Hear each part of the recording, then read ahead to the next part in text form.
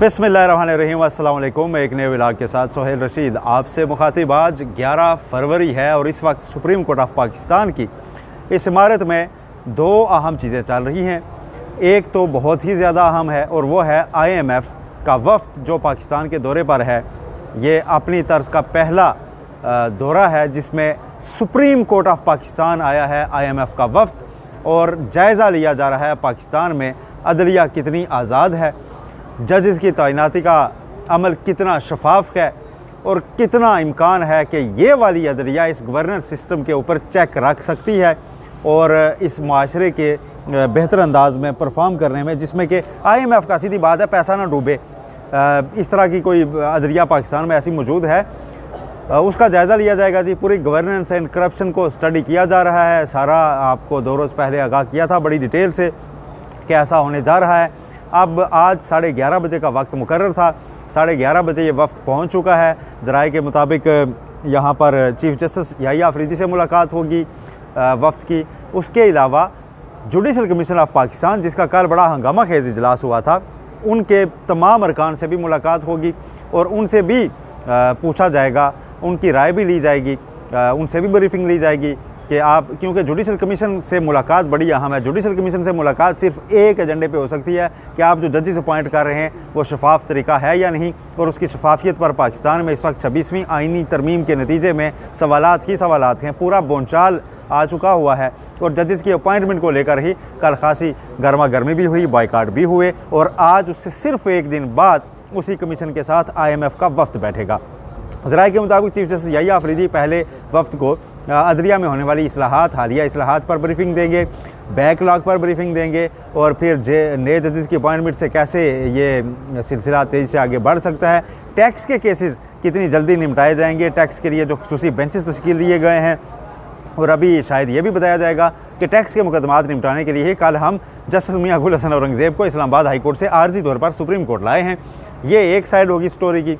दूसरी side of story यही है जो अपोजिशन रहनुमा बयान करेंगे, और उमर अयूब जो कायदे हिज़्ब इख्तिलाफ के हैं वो खुसूसी तौर पर सुप्रीम कोर्ट पहुँचे हैं। अब से थोड़ी देर पहले उन्होंने यहाँ पर प्रेस टॉक भी की है और उनकी जानिब से ये बताया गया है कि हम बिल्कुल अपना मौक़िफ़ जो है 26वीं आइनी तरमीम से मुतालिक और 26वीं आइनी तरमीम के बाद जो चैलेंजेस अदलिया की आज़ादी को दरपेश हैं वो हम सामने रखेंगे, अपना मौक़िफ़ भरपूर अंदाज में पेश करेंगे और IMF को आगाह करेंगे। अच्छा, उमर अयूब इसलिए भी आए हैं चूँकि उमर अयूब का ये फ़ाइनांस और इन सारी चीज़ों के ऊपर ग्रिप ज़्यादा अच्छी है, तो ये अपने जो पाकिस्तान तहरीक इंसाफ के इनके मेम्बरान हैं उनको असिस्ट करेंगे यहाँ पर, और उनको पूरी चीज़ें बताएंगे कि कैसे इनको IMF को डील करना है और IMF को कैसे आपने कन्विंस करना है कि यहाँ पर अभी जो सिस्टम चल रहा है वो अच्छा नहीं चल रहा। और इस सब के लिए प्लेटफॉर्म यूज़ हो रहा है सुप्रीम कोर्ट ऑफ पाकिस्तान का, क्योंकि इस वक्त सवालात पाकिस्तान की अदलिया पर हैं, और ये सवालात पूरी दुनिया से चूँकि सामने आ रहे थे 26वीं आइनी तरमीम के बाद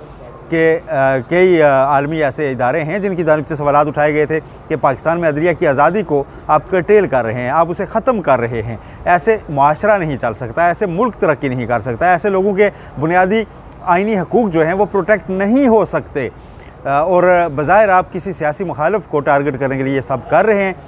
इस बीच सबसे पहले तो यही अलमिया है कि IMF का वफ़द सुप्रीम कोर्ट आए और पूछे जी हाँ जी आप क्या कर रहे हैं।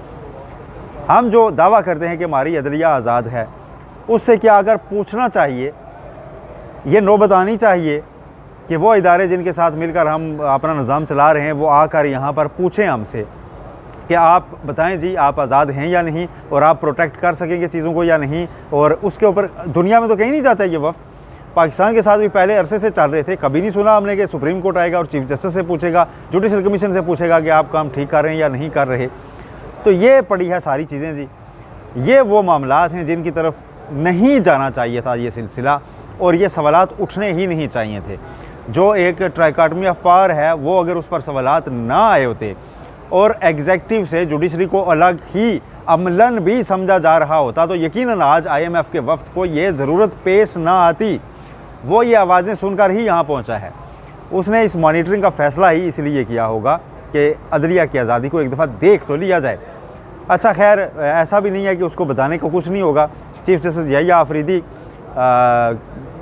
यकीनन उन्हें बताएंगे सारी चीज़ें जो अभी 2 रोज़ कबल उन्होंने अपनी 100 दिन की कारकर्दगी रिपोर्ट की सूरत में जारी की। एक प्रेस रिलीज़ आई थी सुप्रीम कोर्ट ऑफ पाकिस्तान से, उसमें काफ़ी चीज़ें बताई गई थी कि हमने जेल इस्लाहात शुरू कर दी हैं, हमने जजेस को अपॉइंट कर रहे हैं, हम जजेस की अपॉइंटमेंट में जो बार्स हैं उनका रोल जो है उसको हमने बढ़ा दिया है और मज़ीद भी इस्लाहात हो रही हैं। ये सारी चीज़ें यकीनन बताई जाएंगी IMF को, लेकिन ये तो एक फैक्ट शीट टाइप चीज़ होगी। असल चीज़ जुडिशल कमीशन से मुलाकात ही है और जुडिशल कमीशन से मुलाकात के बाद IMF किस नतीजे पर पहुंचता है। 2 रोज़ कबल जो ख़बर छापी थी शहबाज राना साहब ने, उसमें उन्होंने कहा था कि by the end of July और मिड ऑफ जुलाई ये रिपोर्ट पब्लिश होगी और पाकिस्तान की गवर्नमेंट इस रिपोर्ट को एज़ इट इज़ पब्लिक करने की पाबंद होगी, ऑब्लिगेशन होगा। और ये उस नतीजे में है जो डील हमारी IMF के साथ इस वक्त मौजूद है कि हम जो भी ऐसी कोई रिपोर्ट, कोई भी असेसमेंट जारी करेंगे उसको आप एज़ इट इज़ पब्लिक करेंगे ताकि आपकी पब्लिक नॉलेज में हो, ताकि आपके इदारों के नॉलेज में हो कि इस वक्त ये मामला चल रहे हैं। लिहाजा अब ये वफ्द यहाँ पर है और मुलाकात शुरू हो चुकी है।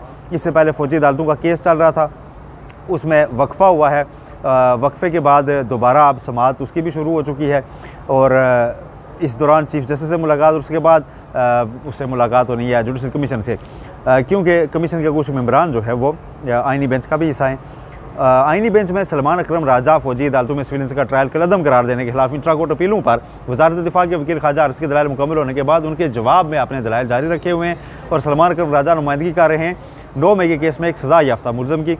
और उनकी जानिब से अदालत के सामने ये पॉइंट उठाया गया कि आइन के आर्टिकल 175(3) के तहत ही किसी भी अदालत जो कायम हो वो पाकिस्तान में आम शहरियों का ट्रायल कर सकती है। फेयर ट्रायल यही कहता है और बुनियादी हकूक़ उनके प्रोटेक्टेड हैं।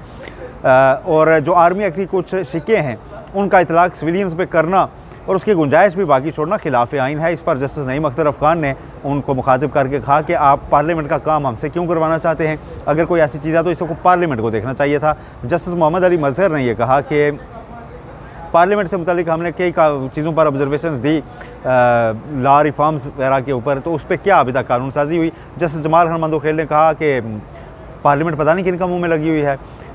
जस्टिस हसन नज़र रिजवी जो है उन्होंने 9 मई के ऊपर एक बार फिर रिमार्क्स दिए हैं। उन्होंने कहा जी कि 9 मई को जो हुआ TV चैनल्स पर चला, सब ने देखा और 9 मई के रोज़ कोर कमांडर के घर में घुसकर हमला किया गया। क्या दुनिया में कहीं ऐसा होता है? तो सलमान अकरम राजा ने कहा जी दुनिया में भी ऐसा हुआ है, मैं उसकी भी मिसालें आपके सामने रखूँगा। फिर जस्टिस हसन नज़र रिजवी ने कहा जी कि शायद ये फ़ैशन बन चुका है जलाओ गिराओ करना, शाम में भी यही हुआ, बांग्लादेश में भी यही हुआ और यहाँ भी 9 मई के रोज़ देखें जी एक वीडियो में घर के अंदर घुसकर तो किसी की TV स्क्रीन के ऊपर डंडे बरसाए जा रहे थे और ये बड़े दर्दनाक मनाजर थे। तो ये रिमार्क्स उनकी जानिब से सामने आए हैं, लेकिन सलमान अकरम राजा का इस्तेदलाल यही है कि सिविलियंस के ऊपर आर्मी एक्ट की शिकें लागू नहीं हो सकती क्योंकि वो सिर्फ मेंबर्स ऑफ आर्म्ड फोर्सेस से मुतल्लिक एक कानून है। उनके दलाइल अब भी जारी हैं। अच्छा, कल शाम को जब जुडिशल कमीशन का इजलास ख़त्म हुआ तो उसके बाद एक और पेशरफ सामने आई। Chief justice Islamabad high court justice Aamir Farooq जो अब एलिवेट होकर ऊपर आ रहे हैं और सुप्रीम कोर्ट में 3 नए कमरा अदालत कायम कर दिए गए हैं उन नए जजेस को की अपॉइंटमेंट को देखते हुए, क्योंकि यहाँ पर 2 रुकनी 3 रुकनी बेंचेस ही होते हैं तो हर एक के लिए अलग तो नहीं होगा। जो 6-7 जजेस नए आ रहे हैं उसके लिए 3 कमरा अदालत काफ़ी हैं, तो वो कायम कर दिए गए हैं। वजारत कानून ने समरी तैयार करके अवान सदर अरसाल कर दी है। वहाँ से साइन होने के बाद बाकायदा नोटिफिकेशन और गज़ट नोटिफिकेशन हो जाएगा। उसके बाद कल या परसों ये जजेस सुप्रीम कोर्ट के जज के तौर पर हल्फ भी उठा लेंगे।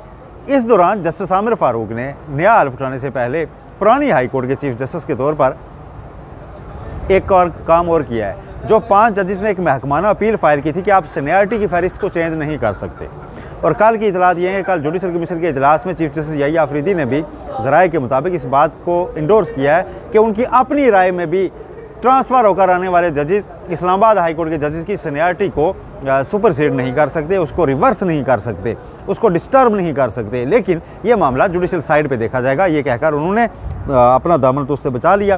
खैर वो वाकई जुडिशल साइड पर ही अब देखा जाएगा, क्योंकि चीफ जस्टिस आमिर फारूक ने कल उनकी वो महकमाना अपील जिसे रिप्रेजेंटेशन कहा जाता है उसको खारिज कर दिया, उसको मुस्तरद कर दिया और उन्होंने कहा जी कि जो हमारी उस पर थी पहली असेसमेंट जिसमें हमने उनको सीनियर डिक्लेयर किया जस्टिस सरदार सरफराज डोगर को, वही दुरुस्त है और आपका मौक़िफ़ पाँचों का खारिज है। यानी इनका मौक़िफ़ खारिज होने के बाद उन्होंने जस्टिस बाबर स्तार का भी अमलन एक तरह से जवाब दे दिया है, उनके ख़त का भी, जिसमें उन्होंने कहा था कि जस्टिस बाबर स्तार ने बड़ी लीगल ग्राउंड्स उठाई थी। उन्होंने कहा था कि सीनियरिटी लिस्ट जो है नया हल्फ लेना ज़रूरी है और सीनियरिटी लिस्ट जो है चेंज नहीं हो सकती। और दूसरा कमेटी जो आपने कंस्टिट्यूट की हैं उसमें बाज़ कमेटी से मुताल्लिक़ जो रूल्स ही हैं कि टॉप 3 सीनियर जजेस की होंगी, उसमें आपने 9वें नंबर वाला जज भी डाल दिया, तो ये नहीं हो सकता था। खैर ये अपडेट्स हैं। IMF का वफ्द क्या कहकर जाता है, यहाँ से क्या लेकर जाता है, सारी चीज़ें आप तक पहुँचाएँगे। अडियाला से भी कुछ खबरें शामिल करेंगे दूसरे व्लॉग में। अपना बहुत ख्याल रखिएगा। अल्लाह हाफिज़।